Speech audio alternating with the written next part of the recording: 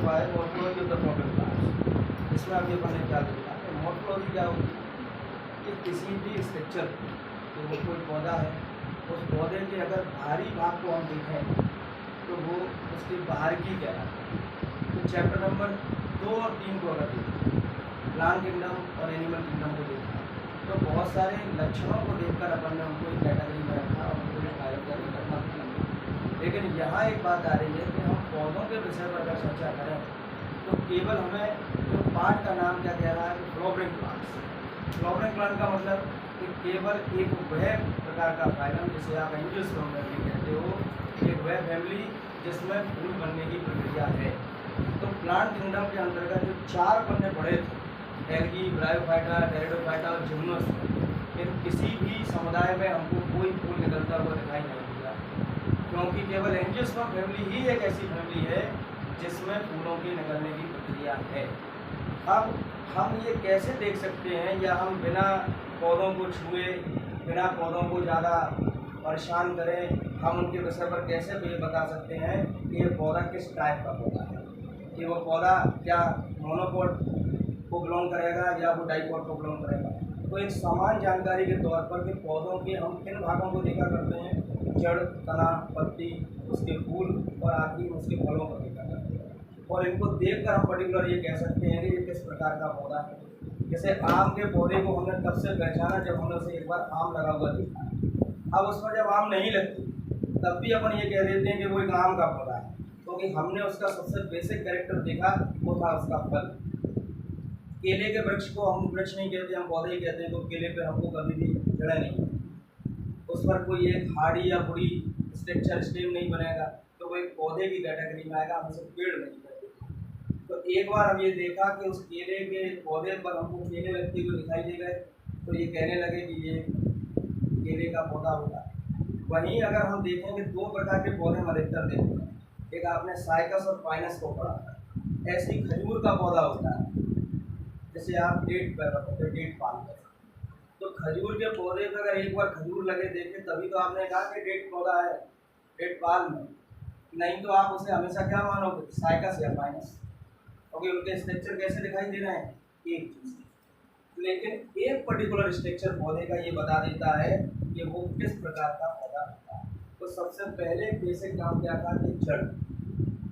सबसे पहले हम पौधों के बेसिक चीज पर अगर चलें तो जड़। यहाँ उन्होंने एक नाम हमें दिया कि इन majority of the dicotyledonous plant, अगर हम डाइकोटिलेडोनस पौधों को ध्यान से देखें तो मेजॉरिटी के तौर पर रेडिकल एक वह पोर्शन है जिससे प्राथमिक जड़ों का निर्माण होता है। अब अगर सबसे पहले हमें रेडिकल को देखना है तो हमें चित्र को समझना पड़ेगा।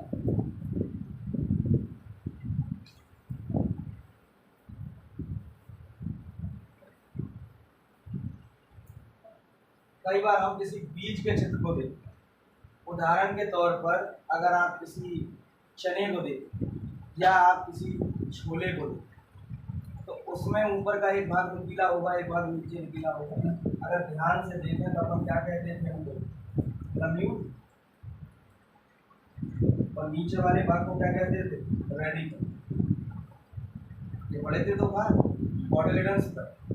अब प्लम्यूट को हम क्या कहते थे, जैसे फ्यूचर, और रेडिकल को क्या कहते थे, फ्यूचर का रूट। ये रेडिकल वह भाग था जिसका यहाँ नाम आया कि रेडिकल पाया कांटा। तो सबसे पहले हमने क्या देखा कि बीज हमने लिया, जैसे हम चनों को अपने घर पर देखते हैं कि पहले पानी में हम चने को भिगोते हैं, अगले दिन हम चनों को बाहर निकालते हैं और एक कपड़े में बांध कर रखते हैं गीले कर। तो कुछ देर बाद अपन देखते हैं कि उसके अंदर से एक हल्का सा तंतु जैसा फिलामेंट जैसा स्ट्रक्चर निकलता है, जिसे अपन क्या कहते हैं कि सीड जर्मिनेट। सीड कैसा हो गया, जर्मिनेट, यानी कि जर्मिनेशन हो गया। जर्मिनेशन क्या है कि वो एक छोटा सा जो स्ट्रक्चर निकला, जिसे कभी कभी अपन छोटे बच्चों को कह देते हैं कि चने में पूंछ निकल गया है, जिसे अपन अपनी भाषा में क्या कहने लगे, अंकुरण, यानी कि अंकुरित। आजकल एक नया फैशन भी देखा कि अंकुरित सलाद खाए जाते हैं। तो अंकुरित सैलेड क्या है, जर्मिनेटेड सैलेड, कि वो उस बीज से ज़्यादा एनर्जेटिक होगा जो आपने एक चने को पानी में भिगोया और अगले दिन खा लिया। वो आपको कम प्रोटीन और कम एनर्जी दे सकता है। लेकिन जो जर्मिनेटेड है, जिन्हें अपन स्पाउटेड सीड कहते हैं, तो जो स्पाउटेड सीड है या जर्मिनेटेड सीड है, उनको खाने से हमें ज़्यादा एनर्जी प्राप्त होती है। वो ज़्यादा एनर्जेटिक होते हैं, वो ज़्यादा प्रोटीन देते हैं। यानी कि फूले हुए अनाज, स्पाउटेड सीड का मतलब अनाज को फुलाकर हमको खाना, जिसमें हमें सिर्फ एक पूंछ जैसा स्ट्रक्चर दिखाई देता है। वास्तव में वो विधि क्या है कि पौधों को लगाने की तो विधि है कि जब एक किसान अपने खेत में बीजों को डालेगा तो वो किसान खेत की बात है कि आपको वो अंकुरण दिखाई नहीं दे रहा, क्योंकि वो हुआ होगा उस खेत की मिट्टी के अंदर। अगर हम अपने घर पर इन चनों को धीरे से और रखें गीले कपड़े में तो ये और आगे बढ़ेंगे। कुछ देर बाद आप देखेंगे कि ऊपर वाले भाग से एक पतली सी डंडी सी निकलेगी। इसका सबसे अच्छा उदाहरण होता है आम की गुठली। कि अपन अपने घर पर अधिकतर आम को खाने के बाद मिट्टी में उसको लगा देते हैं। कुछ दिनों तक देखते हैं कि वो गुठली ऐसी डली होती है क्योंकि ऊपर का कवर बड़ा हार्ड स्ट्रक्चर है कि जब फेवरेबल कंडीशन उसको मिलती है, पानी भी आप दे रहे हो, बढ़िया धूप मिल रही होगी, नमी मिल रही होगी, तो एक दिन ऐसा होता है कि उस गुठली के अंदर वैसे थोड़ी सी गुठली टूट जाती है और उसके बीच में से एक पतली सी डंडी यानी पतला सा तना और उस पर बहुत छोटी छोटी 2 पत्तियाँ लगता है। फिर जब कुछ दिनों तक और देखते हैं तो अंदर से एक छोटी सी जड़ निकल कर आती है, उसे ही हम प्राथमिक जड़ कहते हैं। अब अगर वो खोल आप तोड़ना चाहे तो वो टूट जाता है, अपने आप वो कवर हट जाएगा। यानी कि वो जो बीज था एंडोस्पर्म, उस बीज में केवल इतनी ताकत थी कि उसने उस पौधे को जब तक अपने अंदर दबा कर रखा जब तक फेवरेबल कंडीशन आई, उसने उस पौधे को बनाया। अब वो जो छोटा सा सीडलिंग निकला, यानी वो कितना बड़ा पौधा हो सकता है, केवल इतना सा कि जिस पर सिर्फ 2 पत्तियां दिखाई देंगी और हल्की सी एक जड़ दिखाई देगी। अगर अब इस शरीर को बनाने का सारा काम या सारी जिम्मेदारी इन 2 पत्तियों पर है, उस बीज में केवल इतनी ताकत थी कि वो एक पौधे को जन्म दे सकता है और उसने इस पौधे को जन्म दिया। अब पौधे की वृद्धि और विकास का सारा काम कौन करेगा, ये पत्ती। हमने कई बार देखा कि जब आम का पौधा निकला तो उसमें से एक रंगीन पत्ती निकली, यानी कि लाल पत्ती उसमें पाए जाने वाले लाल पिगमेंट के कारण थी। क्योंकि हमने पढ़े थे कि पौधों में 3 प्रकार के पिगमेंट हैं, क्रोमोप्लास्ट, क्लोरोप्लास्ट और ल्यूकोप्लास्ट। तो जो क्रोमोप्लास्ट था जिसने लाल रंग दिया और पत्ती हल्की सी पर्पल या हल्की सी रेडिश शेप में हमको दिखाई दी।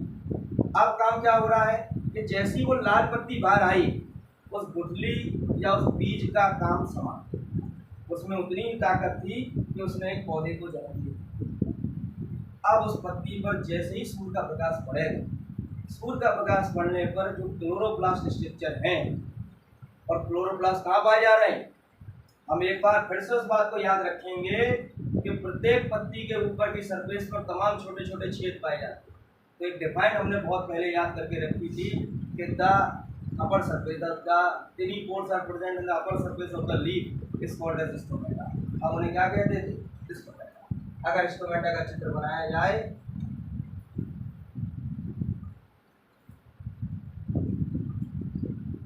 स्टोमेटा के चित्र में हमने क्या देखा कि क्लोरोप्लास्ट हमने पढ़ा। क्लोरोप्लास्ट के अंदर की संरचना क्या है, जिसके अंदर 2 भाग पाए जाएंगे, स्टोरमा और ग्रेना, जहाँ प्रकाश संश्लेषण की प्रक्रिया संभव हो रही थी। क्लोरोप्लास्ट ही वो पिगमेंट है पौधों को हरा रंग देता है। क्लोरोप्लास्ट का काम है सनलाइट को एब्जॉर्ब करना। तो वो जो छोटी सी एक पत्ती निकली, जब उस पर सूर्य का प्रकाश पड़ा, उसका रंग हरा हुआ, that are capable for photosynthesis, और वो आगे के काम के लिए जानी लगी कि उसका काम क्या है, भोजन को बनाना। अब वो 2 पत्ती उस भोजन को बनाएंगी, पौधे को भोजन देंगी और पौधे की वृद्धि कराएंगी। अब ये जो छोटी सी जड़ निकली थी, ये आगे मिट्टी के अंदर जाएगी, अंदर जाकर ये और ग्रोथ करेगी, तो ये सेकेंडरी ग्रोथ कहलाएगी। या आपने पढ़ा कि द सेकेंडरी एंड टेरिटरी, आगे बढ़ती जाएगी और ये प्राथमिक यानी कि प्राइमरी, सेकेंडरी और टेरिटरी 3 प्रकार की जड़ों का निर्माण करेगी।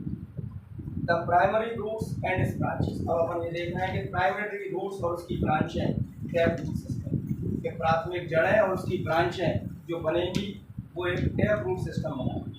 तो हम पहले 2 प्रकार की जड़ों को पहले समझें कि 2 प्रकार की जड़ें।